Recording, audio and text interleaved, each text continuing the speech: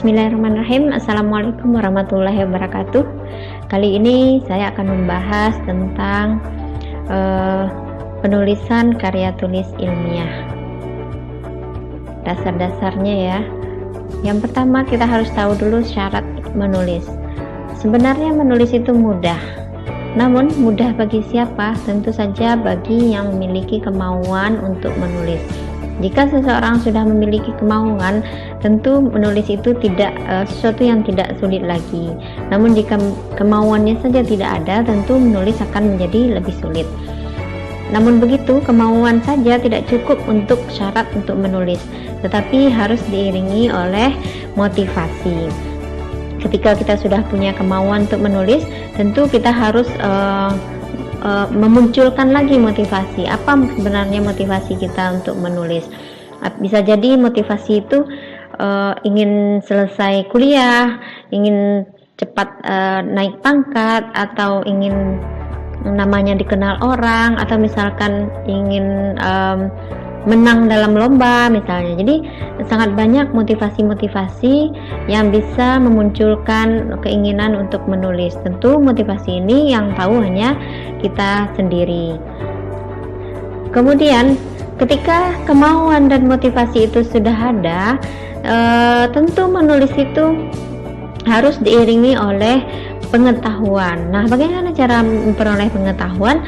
Tentu dengan cara belajar, membaca, berdiskusi, sehingga pengetahuan tentang menulis yang baik itu bisa kita dapatkan. Karya tulis yang baik tentu harus kita iringi dengan pengetahuan yang kita punya. Baik, selain itu, setelah memiliki pengetahuan, tentu kita memiliki kemampuan. Jika kita tidak memiliki kemampuan untuk menulis, tentu menulis juga dianggap sesuatu yang sulit. Jadi lakukan aja yang terbaik untuk mencapai apa yang kita inginkan, apa yang kita impikan. Kalau misalkan kita ingin menulis, lakukan, coba, dimulai dari menulis. Nah, berikutnya, apakah menulis karya ilmiah itu sama dengan skripsi atau tesis? Nah, sebenarnya skripsi dan tesis juga sebuah karya ilmiah. Namun ketika skripsi dan tesis ini ditulis, tentu kita membuat proposal dulu, disetujui pembimbing dulu.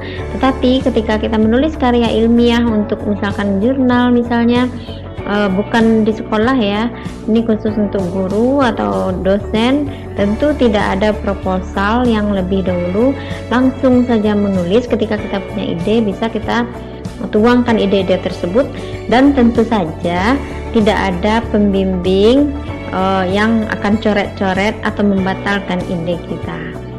Jadi namun apa kendalanya kira-kira menulis itu? Menulis itu sebenarnya juga banyak kendalanya. Nah, salah satunya yang pertama adalah kendala psikologis. Kemudian kendala kemampuan. Kemudian adalah kendala ekonomi dan budaya. Nah, psikologis itu misalnya merasa tidak percaya diri, merasa malu, merasa takut. Nah, tidak percaya diri untuk mengemukakan idenya. Malu kalau misalkan tulisannya kurang baik, takut kalau misalkan ditertawakan orang ide-idenya. Jadi itu sebenarnya salah satu kendala psikologis. Kemudian kendala psikologis lainnya yang lebih parah adalah malas. Sebenarnya punya potensi tetapi malas untuk menulis, tidak ada keinginan untuk maju. Nah, berikutnya adalah kendala kemampuan. Yang pertama adalah ide. Jadi ketika tidak memiliki ide, kurang menguasai pengetahuan, termasuk juga bahasa, model dan teknik penulisan, kita tidak punya kemampuan tentang itu, tentu kita akan memiliki rasanya sulit untuk menulis. Nah, ini bagaimana cara mengatasinya kendala seperti ini? Tentu dengan cara belajar, dengan cara membaca, dengan cara berdiskusi dengan orang lain. Berikutnya adalah kendala ekonomi. Ini masalah income. Jadi merasa menulis itu tidak ada gunanya. Jadi tidak menulis pun juga sudah bisa hidup layak. Jadi beranggapan seperti itu. Jadi tidak ada keinginan untuk menulis. Kemudian masalah terpaku pada budaya lisan. Jadi kita itu masih senang dengan informasi penyebar informasi yang kita dengarkan, baik itu berita, televisi, radio, segala macam, ngobrol dengan tetangga segala macam. Jadi budaya lisannya itu masih terpaku seperti itu. Jadi keinginan untuk mendapatkan berita, informasi itu belum mencapai ketulisan. Jadi masih malas untuk membaca. Jadi ujung-ujungnya juga malas untuk menulis. Nah, bagaimana langkah awalnya supaya kita bisa menulis dengan baik? Yang pertama adalah kita temukan riset topik. Topik apa yang akan kita temukan? Nah, bagaimana cara menentukan topik? Topik tentu saja yang pertama adalah bertanya pada diri sendiri. Kita menguasai bidang apa? Tentu kita yang tahu, bukan orang lain. Kita inginnya meneliti tentang apa, topik apa yang akan kita teliti, topik apa yang akan kita tulis. Tentu kita yang lebih tahu tentang diri kita sendiri. Berikutnya adalah membaca. Seorang penulis itu adalah seorang yang paling banyak membaca. Jadi untuk mendapatkan hasil tulisan yang baik harus sering-sering membaca. Nah, ketika dihadapkan kepada menulis karya ilmiah, lebih baik yang dibaca tentu lebih banyak dari jurnal-jurnal terbaru. Dan buku-buku referensi juga diperlukan, tapi lebih sebaiknya jurnal-jurnal terbaru diperbanyak, karena pada dasarnya kita akan menemukan kebaruan ketika kita telah membaca jurnal-jurnal terbaru. Nah, berikutnya cara untuk menemukan topik riset ini adalah dengan cara berdiskusi, dengan cara mengikuti seminar, dengan cara bertemu dengan orang-orang lain yang sudah sering menulis. Nah, dengan cara kegiatan-kegiatan ini, misalnya seminar, konferensi, segala macam. Nah, ini biasanya kita akan muncul ide menulis, wah ini sebaiknya ini bagus juga nih ditulis. Nah, biasanya muncul ide-ide seperti itu kalau ketika kita mengikuti acara-acara diskusi teman sejawat atau berseminar segala macam. Nah, yang penting sekali adalah bagaimana kita menemukan novelty atau kebaruan dari penelitian kita, dari tulisan kita. Nah, bagaimana caranya? Tentu kita harus sering membaca dari hasil penelitian orang lain, hasil jurnal orang lain. Nah, apa yang belum mereka tuliskan, tuangkan, itu bisa kita jadikan sebagai novelty, kebaruan. Dan itu juga kebaruan itu juga harus bermanfaat untuk ilmu pengetahuan berikutnya. Nah, untuk memulai menulis, yang pertama tentu temukan ide, tentukan ide apa yang akan kita tulis, topik apa yang akan kita tulis. Nah, berikutnya dicari referensi yang menunjang akan ide tersebut. Jadi, jika kita sudah menemukan ide, tentu kita cari referensi dari jurnal, buku, dan segala macam untuk untuk mendukung ide tersebut bisa dikembangkan. Nah, semakin rajin menulis, suatu saat akan menemukan kepribadian sendiri. Jadi, awal-awal mungkin kita akan ikut-ikutan gaya tulisan orang lain yang sering kita baca. Namun ketika kita sering menulis, nanti kita akan menemukan cara kita sendiri, style kita sendiri. Namun tentu saja itu membutuhkan waktu dan dilakukan secara terus-menerus, secara kontinu.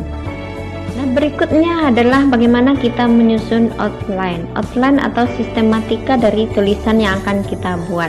Nah, outline ini harus kita sesuaikan dengan sasaran yang akan kita tuju. Kita menulis karya tulis ilmiah itu apakah untuk buku, untuk lomba, untuk jurnal, untuk skripsi, disertasi, tesis, segala macam dan lain-lainnya. Jadi ini disesuaikan outline-nya sesuai dengan tujuan kita, sasaran kita dari penulisan karya ilmiah tersebut.